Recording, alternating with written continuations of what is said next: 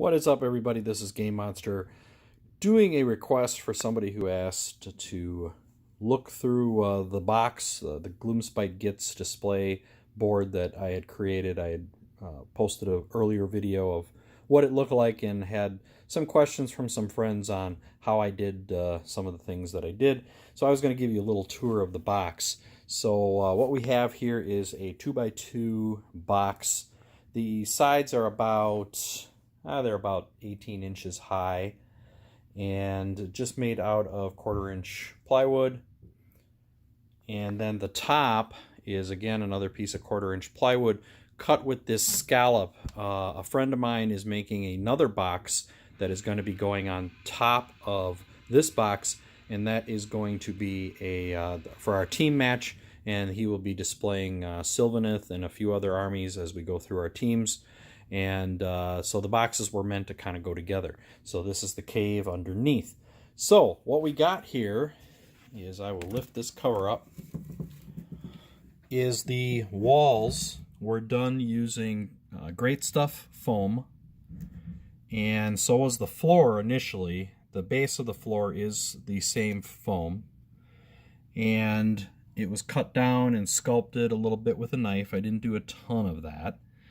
And then on the floor, it was covered with plaster tape.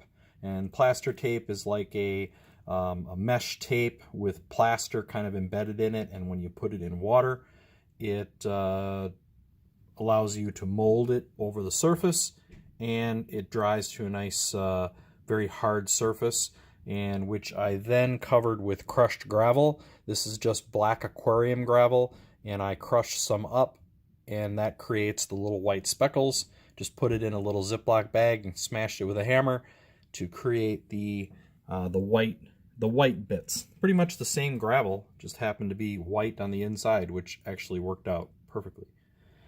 So then that was covered, and using just standard school glue, Elmer's glue, and then I used a watered down version of the Elmer's glue to go back and lock it all in so that it pretty much won't come out. There might be a few flecks.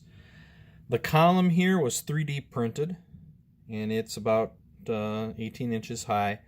I printed it a little short, and actually that worked great because by the time I got done building it up, it goes straight up to the ceiling. That was kind of by accident.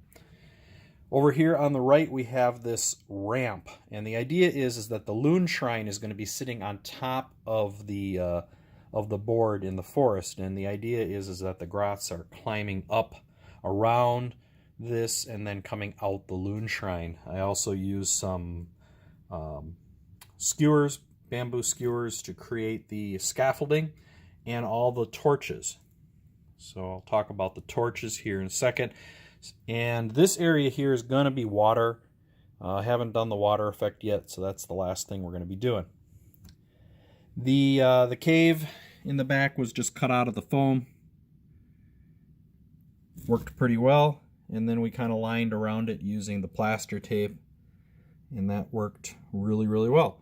The lights are done using the bamboo skewers and little Christmas micro lights, LED micro lights. I got these at Costco, came in 4 of them, 4 rolls. I only used 1 for the whole thing, and those worked great. You can see how they come on a little spool with a very thin wire, and I wrapped each wire around the bamboo stick and cut a little slit in the top of the bamboo stick to put the wire in and to put the light in, and then wrap the wire around it, and then ran it into various channels and things that I cut into the foam to try to hide the wires as much as possible. So that worked pretty well, and that is all controlled using an Arduino processor, which is programmed to make the lights flicker, to kind of make them look like torchlight. There's actually 2 channels of lights. The cave is 1 channel, and the torches are another channel, flickering at different rates. And then I cut out a whole notch in the sides so that the battery could come out and it's all powered with a 9-volt battery. The top is more 3D printing. The stalactites are 3D printed and painted with an airbrush. And then the blue light is being created by these LED lights that I got at the Five Below store. They were like $5 a piece. And there are 2 of them that are doing the blue light. Last but not least, we have the mushrooms. The mushrooms are made using latex caulk. And it has to be latex caulk, or silicone caulk. And what you do is you roll wire and the caulk into a piece of saran wrap. Maybe I'll do another video on that. And it creates the stem. And then you use the same technique, but flatten it out a little more to create the caps. And then I just painted some white dots on the mushrooms to make them stand out a little bit more. And that, guys, is about it.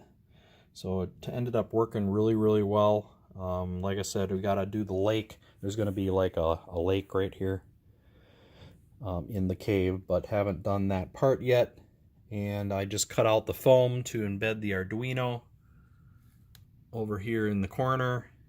And I cut the foam flat so that the top would sit nice and flush on there. And that's about it. You know, it was a fun project. I could still do a ton more, and I probably will eventually, but not right now because I'm running out of time. Adepticon's only a month away, and that's where this thing is going to be making its debut. So was just getting some questions about how I did some of these things, so I thought I'd just throw together a little bit of a video, kind of explain it, and hope you enjoyed it. If you have any questions, feel free to leave comments below. Give me a thumbs up. And that's about it. Thanks, guys. Cheers.